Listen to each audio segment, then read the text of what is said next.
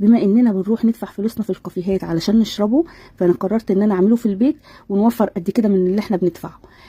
نصلي على رسول الله كده اول ما نبدا ونشوف احنا معانا مكوناتنا ايه. انا معايا واحده زبادي بلدي، مهم جدا ان هو يكون بلدي يا جماعه، بيبقى الطعم بتاعه خطير لما بيكون الزبادي معايا بلدي. ومعايا هنا لبن مبستر اي نوع انتوا تحبوه، وطبعا السكر حسب الرغبه. تمام.